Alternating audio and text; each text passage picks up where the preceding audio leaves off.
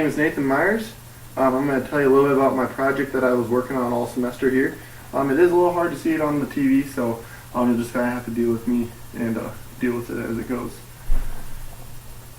So basically the problem that we had was from Paramount Ambulance here in town, and it's a privately owned ambulance company, and they make transfers and emergency calls like that. And basically they came to us with a problem, and their problem was that they had too much overtime. So the graph here kind of shows the amount of overtime that they are paying, and it's actually quite a bit of their overall salaries as well. So they wanted to reduce their overtime, and they wanted us to help them find ways to reduce their overtime. Some of the current conditions that they have 10 trucks in total, 4 trucks that run during the day and 3 trucks at night. And then during the weekend they also have 3 trucks at night and at day. So basically what our thing was to try to lower their overtime, and the one way that we thought we would look at it is through their scheduling. And we thought we could try to change their schedule to help reduce overtime, reduce like when people are going out on calls closer to the end of their work time and stuff like that. So that was basically the basis of what we did here. So what we did is we came up with kind of a hypothesis, and our hypothesis was based on some of the data that we received, and the hypothesis was that we should stagger their schedules. As you can see by this graph here, we want 1 truck to come in at 6 a.m. to 6 p.m. We want 2 trucks to come in at 8 a.m. to 8 p.m. and another truck to come in at 10 a.m. to 10 p.m. Then we want 1 truck at 6 p.m., 1 truck at 8 p.m., and then 1 truck at 10 p.m. to run 12-hour shifts all together. So basically we wanted to stagger the shifts, that way we could reduce people going out at the end of their shift and running overtime. Whereas if a call was coming in and it was going to be a relatively long call, then we could send the earlier, or the truck that was going to get off later, can send them out. That way you reduce your overtime that way. So the basis of what we wanted to do was to run simulations for this hypothesis, and one thing that we had to do was to find probabilities to represent the call wait time and the call duration. So that was my basic part of the job, was to look at can we find distributions to represent the call time, and also distributions to represent the duration.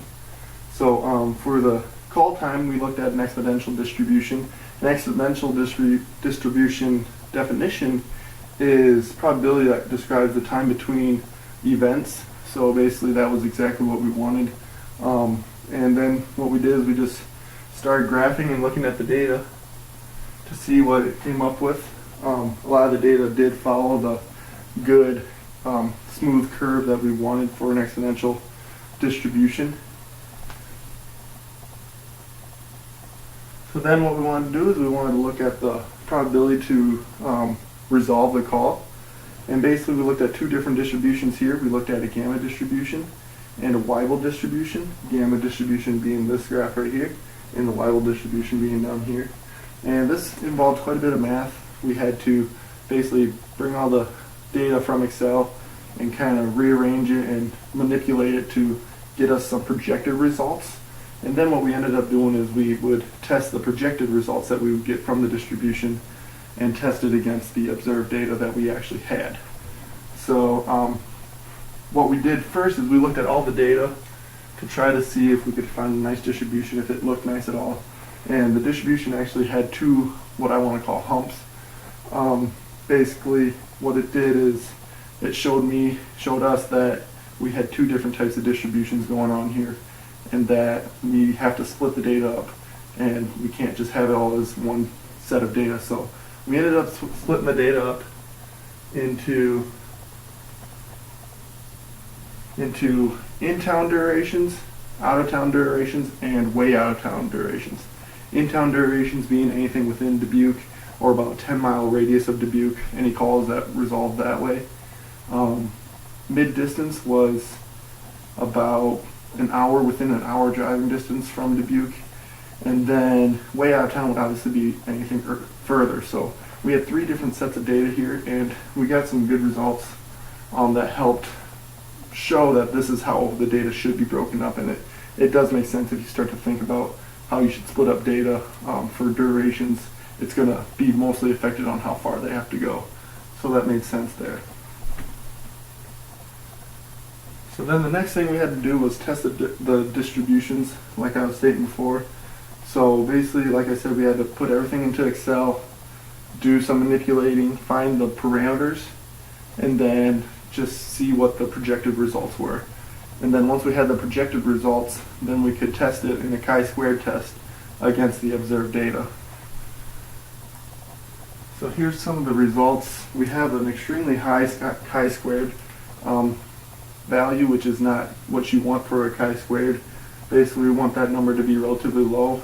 And the p-value, you can't see it because the TV is cutting it off, but basically we want the p-value to also be not as small. It's extremely negative, or extremely small, so we don't want it to be as small as it is. So we concluded that this was not a good enough distribution to represent the data. So we had to look at something else, and that's why we also looked at the Weibull distribution. The Weibull distribution was kind of an involved matter. We had to do quite a bit to manipulate this to get the parameters that we wanted.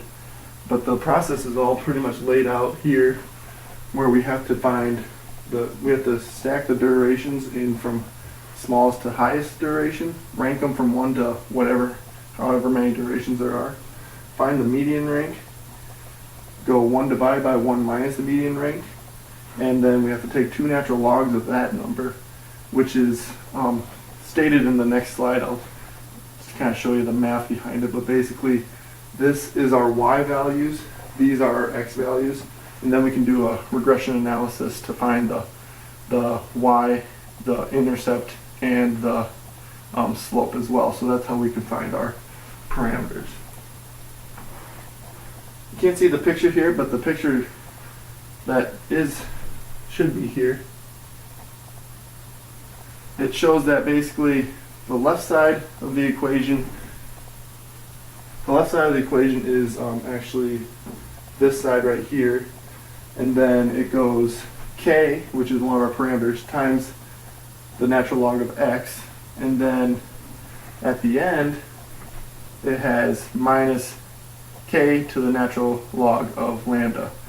So that is where we find all the parameters that we need, and then at the end we can take the exponential of the negative intercept over the duration, because we can manipulate the formula to look like how we want it to find the equation.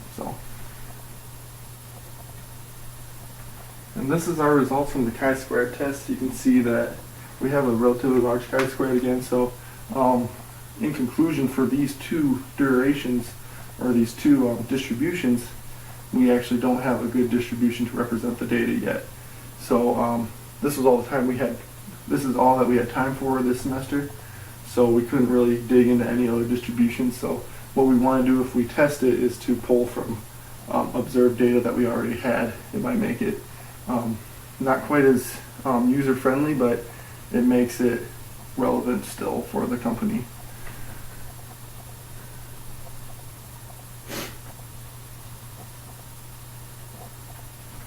Basically, then we would test it into a computer program that one of our other group members was working on, and then from that we could basically put in whatever we wanted if it was perfect, which obviously we didn't have a whole lot of time this semester, so it wouldn't be quite perfect or as perfect as we wanted it. So we couldn't quite test it like we wanted to, but we got a good start on the project, and it's going a long way. So a few things that I suggested for further studies would be to test the potential solutions with the program versus the distributions that we find. That way we can see how well our hypothesis works with the data that is projected to be true. Another thing would be to come up with more solutions. This is only one of probably dozens or hundreds of solutions that could help reduce their overtime. So this is just one of many, like I said, and if we had more time and if we figured out how to test it that more, we could definitely figure out how well our distribution works. And then another thing would be to find distributions for each town. That way if they get a call from a certain town, they could find, or they can kind of guess or gauge how long it will take for each town. So basically that was the basis of our semester. It was a fun project. It was a lot of data analysis, so I mean it really tested our patience, tested our skills as well.